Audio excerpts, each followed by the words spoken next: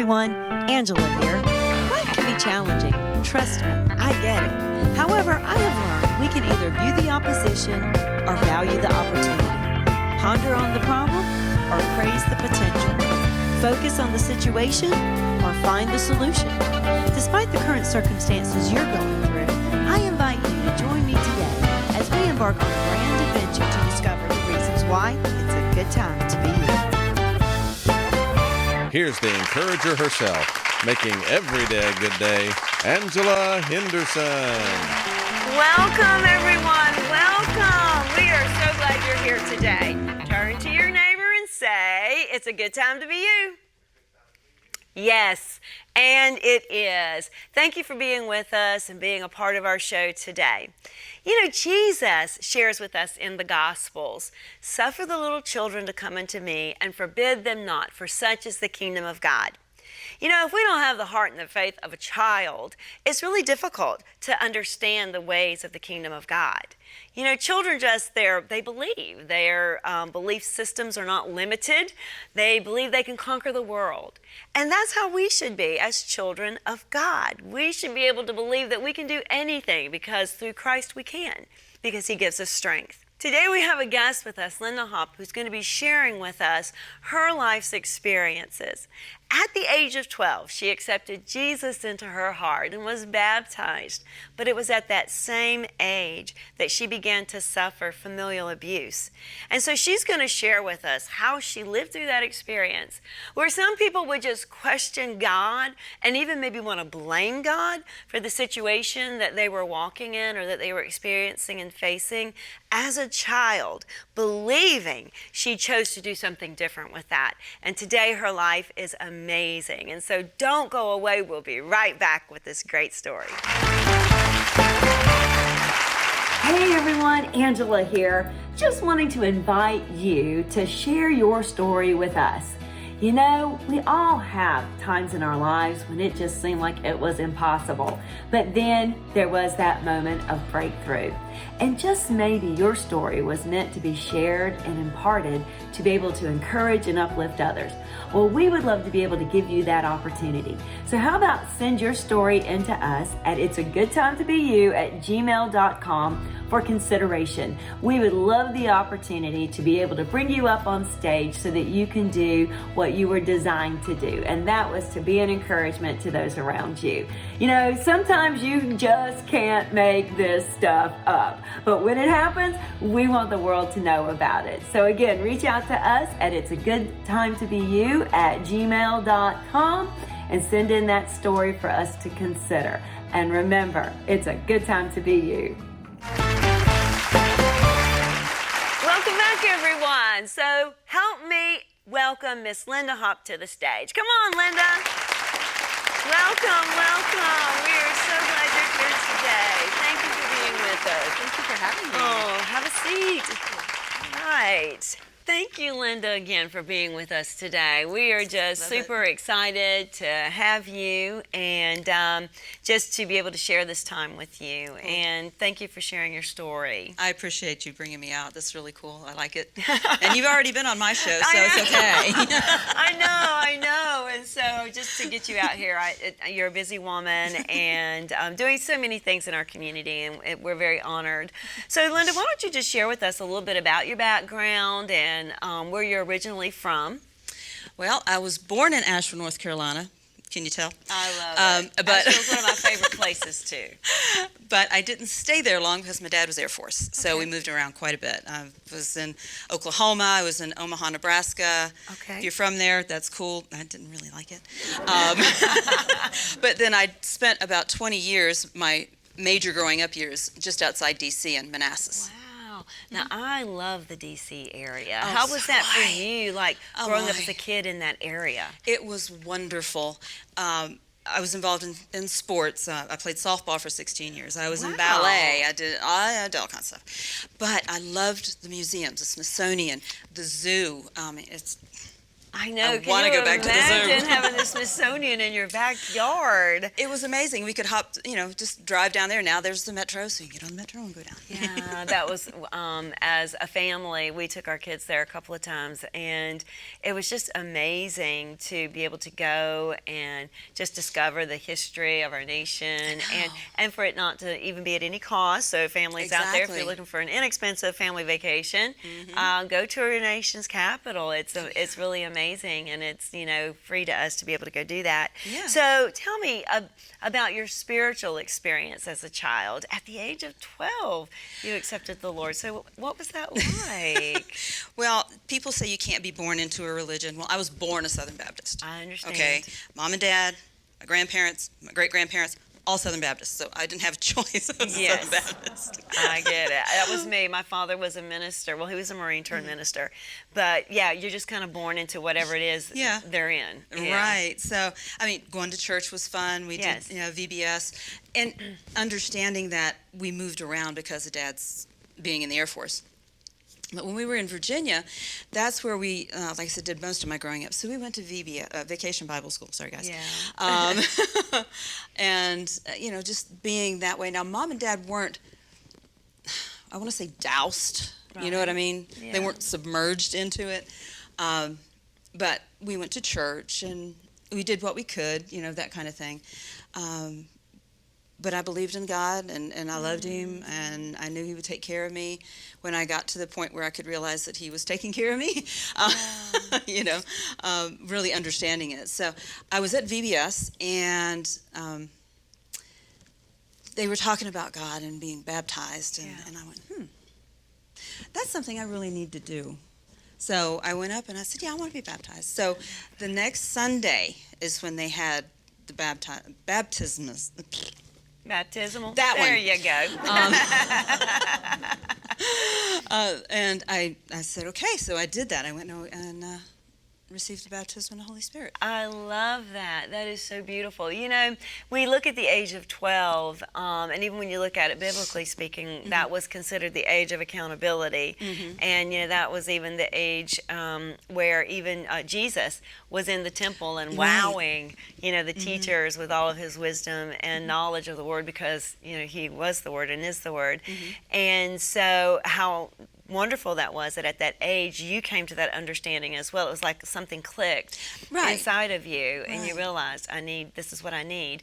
And God knew that too. He knew that you were going to need that empowerment in order to be able to walk through what you were getting ready to face. And so we don't want you to go away. We're going to take a quick break, and when we come back, Linda's going to begin to share with us what also began to happen to her at the age of 12. So don't go away. Hey everyone, Angela here, just wanting to encourage you to pick up my new book. It's a good time to be you. You can find it on AngelaDHenderson.com or Amazon.com. But this is a book that you definitely need. Let me help coach you so that you can know how to turn perils into pearls and trauma into treasures. Life is challenging, and I kind of understand that. But in the pages of this book, you are going to realize that you are created in His image. Go figure out. What about choosing joy? That should be a given. Gethsemane. Not too sure about that one, Angela. How about approved? That's something that we all want.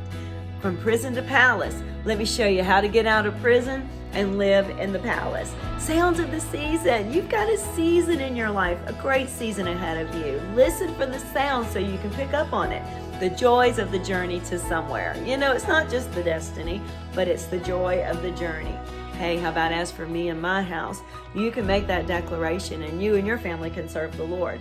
Burn the boats. Listen, if you want to take the island, you gotta burn the boats. Get rid of all your excuses and learn to fly like an eagle. You want to get this book today so that you can move forward in all the things that God has for you. Don't waste another day being down and discouraged and depressed. You got to know, my friend, that it truly is a good time to be you. Welcome back, everyone. We have have with us today Miss Linda Hopp, who is sharing with us, just her amazing story when she was a child, how she gave her heart to the Lord, and then at that same time, there was some other things that she was encountering in her life. And so, Linda, why don't you begin to share with us some of the things that began to take place that drastically changed you? Okay, well, like I said, at 12, I was baptized, and I knew that God was there and everything else, but there was another aspect of things that was happening, and it was abuse at home. Yeah. And it didn't start out as, just full-on rape or anything like that. It started out with my dad showing me his Playboy books, and my dad walking around the house with no clothes on. And, at that age, you're like, I'm curious, I'm not curious, that's gross, that's my dad, that kind of thing. Yes. So, you look at it that way. And so at that point, I started, I was I was in junior high. Right. And I started doing things to stay away from the house because I didn't want my dad to come home. Right. He was in the Air Force, retired, became city manager, so he was right down the road. Yeah. And I just didn't want to be at the house. So knowing that he could come home and then go back to work. Exactly. So what were some of the things then that you started to immerse yourself in? What didn't I immerse myself in? I was playing softball. I have a brother who's 6 years younger than me. I'm taller, he's younger. It works out. But he was playing baseball, and Dad was also the head of the Little League at that point. Mom had started working as the head of the Little League softball, so I played softball. Okay. I also was in dance. Again, Mom was saying, you're going to be tall and lanky. I want you to be graceful. So she put me in at 3. And I didn't stop taking lessons until I got out of high school. Wow. And I did a lot of stuff like that. Yeah. I did beauty pageant work. In my junior high, I actually put together a group that, don't anybody judge my age, the Osmond Brothers had just come out. I remember the Osmond Brothers guys. I tell you, they were a cool group. Oh, they were, and good looking. So I had some kids that... To run, run. Exactly. But we lip synced all that. But we did all the moves. We had you remember the macrame belts? Yes, I do. Those. I made macrame purses. Oh, cool. So I did all that. It was fun, but it was also a way to get out of study hall, y'all. Okay. But it was also a way to stay a little bit later so that I didn't have to go right home. Right. Okay. And then when I got into high school, I was in choir when I was in junior high also, but then I was in concert choir in high school. I was in the drama club. I was in the history club. I was in the newspaper, writing the newspaper stuff, anything to stay away. Because he could come home at any time. Yeah. That way I was out of the picture. Yeah. Well, going through what you were going through at home, some people and even children at that age would have hid themselves. Not want to be seen or become reclusive. Mm-hmm. But that wasn't you. You just threw yourself out there and became very active in a lot of the extracurricular activities that were afforded to youth at that time. And you learned a lot of things, outside of the abuse that was taking place. Mm-hmm. You grabbed a lot of skills that were being sharpened at that time. Mm-hmm. And so I really see, and you probably do now, with hindsight being 2020, how even in something that was very traumatic taking place, but there was good things that were happening on the other side of that that you were able to take into your adulthood. A lot of times people will take the baggage of what happened and then live the rest of their life through that. But there was some gold on the other side that you were digging and discovering, and that's what you've taken even into your adulthood. And so with that being said, you had mentioned like the dancing and the things of that nature. So very theatric, I guess. Is that what? Oh. Yes, definitely. My very first job was at Mr. Donuts, but... I love Mr. Donuts. When Keith and I first got married, if we didn't have dinner, we had Mr. Donuts. Hey. I mean, we'd always stop by Mr. Donuts on the way to a church service or whatever. I remember that. The maple logs. Yes. But after that, my next real pay job was a dinner theater in Manassas. It's still there, and it's called the Hayloft. Okay. And they brought in, I mean, we had people like Forrest Tucker, Alan Ladd, big names would come in and work with the other actresses and actors that were there. And it was it was a round stage, so it could turn, so you didn't have to do setup all the time. Yes. You could have the other prop on the other side and just turn the stage, and it was really cool. But that was my first real job. So, but doing all that in high school Yes. was the precursor Yes, to Linda. everything else that happened afterwards. And honestly, I have to say this because this happens to some people. There is still a period of my life that is blocked out of my memory, Yes. because I didn't start having these memories again until I was well into my 20s, almost 30. Wow. A lot of this stuff came back. Wow. Well, you know, even during those difficult times, God was positioning you for great things. And I think He was also protecting you, even with some of that, you know, blockage, and then allowing it at later stages in your life when you could handle it and, you know, deal with it, you know, allow it to come back.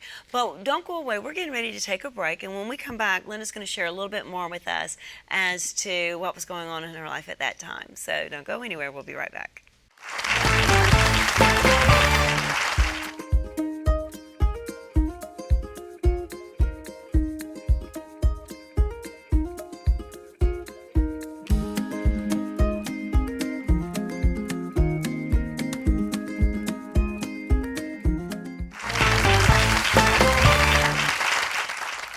Welcome back, everyone. Thank you for being with us today. So, Linda, as we were kind of, you know, going into our commercial break, you had kind of alluded that, or shared rather, that a lot of these memories were blocked out and that they didn't come back until, you know, later when you were in your 20s and what have you. So, during the time of the abuse, was there anybody that you could confide in? Was there any family member that you could share this with? What about your mom? How was that? Well, we were the apple of the town, okay? Dad was president of everything coming and going. Mom was president of everything coming and going. I actually did a lot of beauty pageants, so I carried a lot of crowns for beauty pageants and stuff like that. So I didn't have anybody I could confide in. Wow.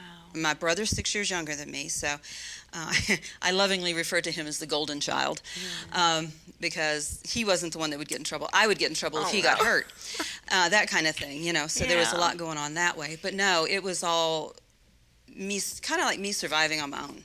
Yeah. Well, thank God. But Exactly.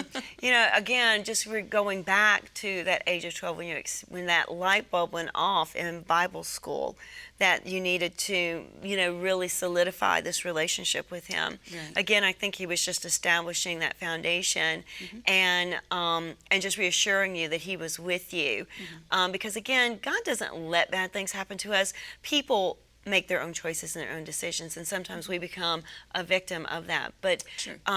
Even though it was, you know, forced upon you, you didn't have the victim mentality, you know, and you just pushed through, you know, all of that. Even when you didn't feel like you had maybe family members or anyone to confide in, you had God that was there and walking with you. So then what transpired for you to help you to become comfortable then in speaking and sharing this part of your life? well, I started looking around and seeing things. And that's really broad, right? Seeing things. But hearing about other people that have gone through that. A lot of the people that I used to look up to, like beauty pageant winners, Miss America, Miss USA. I got to back up on this one. I had an uncle, my Uncle Billy, who was my dad's brother. He would look at me when I was 12 years old and go, "Honey, you're going to be the next Miss America." And I'm like, "Thank you." But sadly, he passed before I even graduated high school. Yeah. So, but anyway, I started seeing that, and I've always been a caring person. Yeah. I always care about the people around me. And it was once I got out of high school and I did my little thing for a while. I went back to school, and first was accounting, and I realized I hate math. Yeah. Me and math aren't. No, we're not friends at all. And then I started looking at the way people reacted. And I did a lot of that through the theater too, because when you're looking at characters in theater, they don't always get along. Yeah. So what made the person that wrote that, what made Shakespeare make Hamlet? Yeah. You know? So I kind of looked at that. So that made me think about people in psychology. So I finally, years later, went back to school, got my degree in psychology. All right. So that was one of those things And so that I could help people. Got you. You know, because this is when I was coming out of that fog of what had happened. And it was like God saying, well, you know, do this. And then that you were able to share what happened to you and relate to Right. others. And I could help others through that, because I'm not a bitter person by any means. Yeah.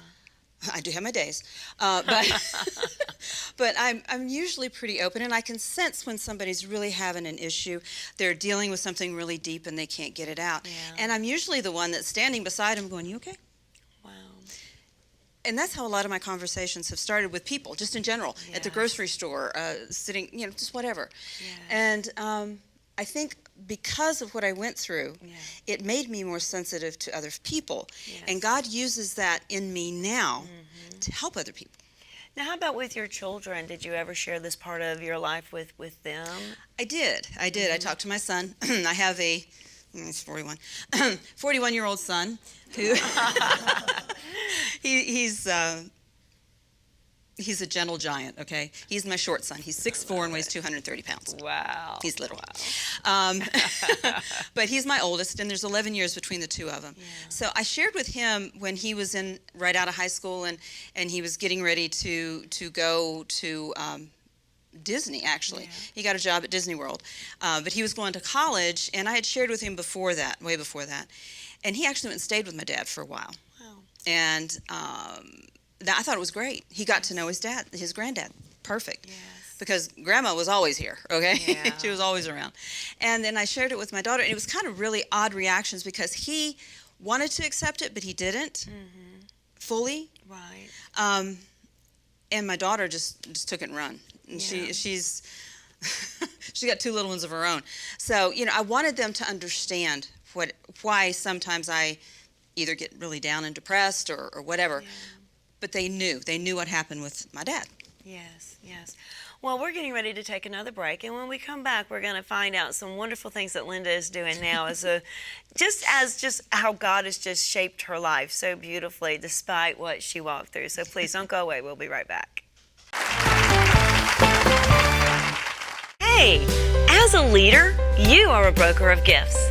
So whether you are a professional, a business owner, or a ministerial leader, I would love to accompany you in transforming your ordinary staff into an extraordinary team through leadership development, team building, and personal discovery.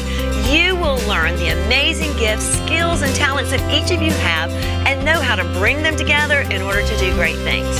So reach out to me at AngelaDHenderson.com and let's begin your amazing adventure today. And remember, it's a good time to be you. Welcome back, everyone. We're with our friend Linda Hoff. And Linda, you've just been walking us through a journey, and it's just a part of your life. You know, sometimes when things happen, tragedy or bad things happen in our lives, sometimes we make that our life. And so we just carry it for the rest of our life. But this was just a small portion of your life that really helped you become the woman that you are today. And so how did that affect you and the faith that you had at that time? It made me more determined Good. because I wasn't going to give up. Good. I'm too bullheaded to give up. and I blame that on my Cherokee roots, you know. There you go. But I was just determined to not let it get me down. Yeah. Very young age, I became pregnant with my son. Yeah. Like I said, he's the 41-year-old little guy. His dad and I, well, we never got married. He was going to marry me. Then we became part of his property, and I said, no, I am nobody's property. Yeah. You know. So we left, and I raised him by myself for a while with my mom. Katie, her dad came along and came into my life, ex-Navy, whatever. I'm still going strong. I'm still doing Linda, okay? Yes. And after about 10 years, he got married to the job and was never home. And I said, you know what? I've been on my own for a while. I can do it again. Yeah. Walked away. I just Yes. divorced. So I'm not afraid to be by myself. Yeah. Now, at this point in my life, I would like God to have somebody in my life, but as I've told him, I said, you're going to have to drop him in front of me with a sign that points to him and says, this is the one. Okay. All right, But anyway. out there, you heard what her criteria is. A sign that says this is the one. Okay. All right, so Linda, you're probably going to get a lot of people showing up at your business or at your doorstep. It's me. But I have this stubborn streak in me, and I'll be honest with you. Yeah. I am stubborn, I'm bullheaded, I am determined. But I think that all comes from before. Yeah. Because, I mean... You just didn't let it get you down. No, It's like, no. this is not going to be my life. There's something better. Good And for that's you. where I was going. And God, as quiet as he can be sometimes, he's going, whoo, move here, Yes.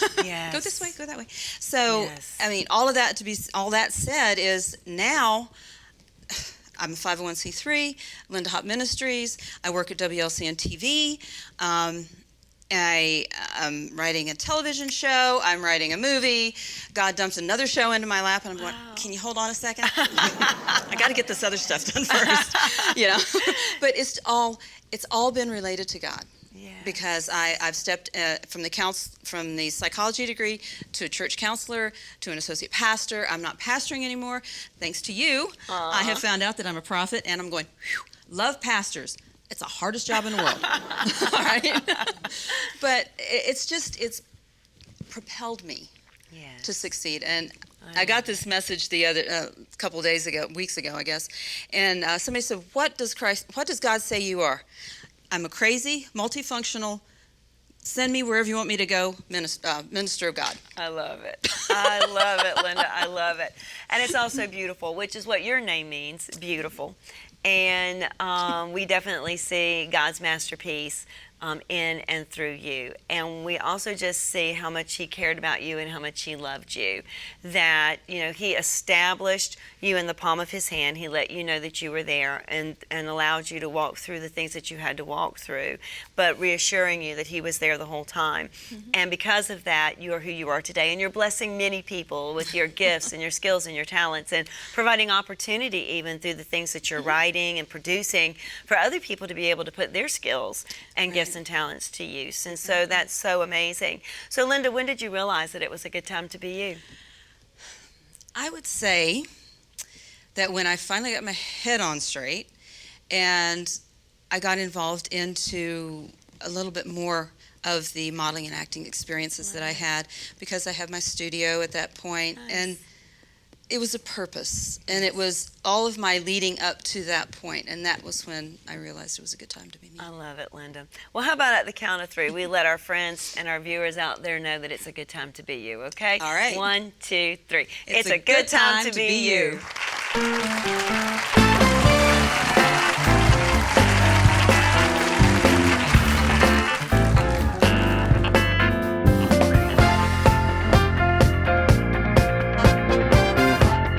Hey everyone, to connect with Linda Hop, just go to lindahopministries@gmail.com. You can also visit her on her website at Linda Hop, that's Linda HAUPT Ministries.org, and also catch her on Facebook. And remember, it's a good time to be you.